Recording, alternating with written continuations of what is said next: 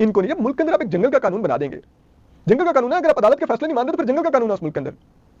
इस रियासत ने खुद शहरियों के साथ किया गया अपना मुआहदा तोड़ दिया हुआ है, लेकिन शहरियों से कह रहे हैं कि आप एक तरफा तौर पर मुआहदे का पास और एहतराम जारी रखें, हम नहीं करेंगे आपके हकूक का एहतराम। आप हमें टैक्स देंगे, आप हमें मानेंगे कि हम कुवत हैं, हम आप पे बालादस्त हैं, हम आपके हाकिम हैं, लेकिन हम नहीं मानेंगे कि हम जो आपसे आइन के तहत हमने वादा कर रखा है कि बुनियादी सेहत की सहूलतें देंगे, बुनियादी तालीम की सहूलतें देंगे, आपको नकलो हरकत की आज़ादी देंगे, आपको जानो माल का तहफ़्फ़ुज़ देंगे, आपको सियासी वाबस्तगी का हक देंगे, आपको सियासत करने की इजाज़त देंगे, ये हम नहीं मानेंगे। ठीक है भाई, क्या है ये जो आप लोगों को उठा रहे हैं?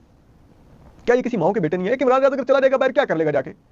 अगर बिलफर्जी मैं कहता हूँ जी वो सऊदी अरब हज करते हैं और वहां से कहीं और भाग जाते हैं, क्या कर लेंगे वो जाके वहां पे? आगे भी तो इतने शोर कर ही रहे हैं ना, वो आदिल राजा साहब या इजाज खान साहब या वो मोहित पीरजादा साहब, ये लोग कर रहे हैं ना बाहर शोर। क्या हो गया इससे? क्यों हम इतने कमजोर खुद को तस्वर करते हैं कि ये बाहर बैठ के अगर 4 लोग हमारे खिलाफ वीलॉग करेंगे तो पता नहीं पाकिस्तान टूट जाएगा? ये इतने बलोच माओ के बच्चे हम उठा रहे हैं। वो कल भी एक बच्चे के लिए वो उधर धरना दिया हुआ, कभी कोई अनीस बलोच को उठा के ले जाता है बच्चे को, ये तुलमा है। आप खुद बताइए, जो बलोच बच्चे जो यूनिवर्सिटी में पढ़ने आते हैं ये बंदूक उठाने के लिए आते हैं? अगर उन्हें बंदूक उठानी हो तो ये बेचारे यूनिवर्सिटी में एडमिशन क्यों लें? ये सीधे बंदूक उठा के पहाड़ों पर चढ़ जाए जाके।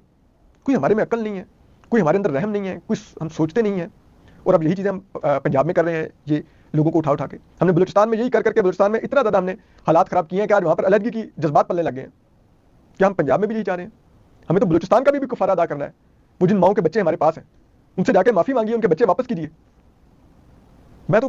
मैं खुदा की कसम इन माओं के कभी मुझे कहीं इंटरव्यू इन बहनों के करने का मौका मिल जाए, मेरी उस टाइम हालत अंदर से अजीब हो जाती है कि क्या है, किस चीज़ से गुजर रही हैं ये माएँ, ये बेटियां किससे गुजर रही हैं, ये बहनें किससे गुजर रही हैं मेरी। लेकिन मैं सोचता हूँ कि जो ये कर रहे हैं उनको कभी नहीं ख्याल आता, जब वो अपने घर जाते होंगे, अपनी माँ के कदमों में बैठते होंगे, या अपनी बेटी के सर पे हाथ रखते होंगे, या अपनी बहन के साथ बैठ के कोई बात करते होंगे, तो एक लम्हे के लिए सोचते नहीं होंगे कि जिसको हमने अंदर डाला हुआ है वो भी तो किसी माँ का ही बेटा है? क्यों नहीं सोचते हम लोग ये? क्यों इतना जबर का माहौल हमने पैदा कर दिया? और इस घुटनदार माहौल में कौन कहता है कि मुल्क तरक्की करेगा? कभी नहीं इस तरह मुल्क तरक्की करते। बस कर दीजिए, इस मुल्क को नॉर्मल होने दीजिए। और ये नॉर्मल एक दिन में नहीं होगा। आपको सबसे पहले तो ये जो आप कर रहे हैं, ये घुटनदार माहौल बनाया हुआ है, इसको खोलें, लोगों को सांस लेने दें, लोगों को बोलने दें, लोगों को इख्तिलाफ करने दें। उसके बाद फिर आहिस्ता आहिस्ता इंतहा पसंदी के चैलेंज से निपटें। मसला डिजिटल दहशतगर्दी नहीं है, मसला वो दहशतगर्दी है जो मॉब जस्टिस है, जो जत्थे चर्चों को जाके आग लगा रहे हैं, दीगर अकलीती कम्युनिटी की इबादतगाहों को निशाना बना रहे हैं, लोगों पर ब्लास्फेमी के झूठे इल्जाम लगा रहे हैं, जो दहशतगर्द अफगानिस्तान से पार होकर आकर यहाँ पर हमारे लोगों की गर्दनें काट रहे हैं, हमारी बहादुर फौजी माओं के बेटों की शहादतें हो रही हैं उनकी वजह से, हमारे पुलिस एहलकार जो बहादुर माओं के बेटे हैं उनकी शहादतें हो रही हैं, हमारे सिविलियन मारे जा रहे हैं। इनका सदेबाप करने का इलाज करिए। ये छोड़ दीजिए कि ये जो चंद जिसे कहते हैं ना वो लोग ट्वीट कर देते हैं या कुछ कर देते हैं, कुछ नहीं करेगा मुल्क, सब कुछ नहीं होगा।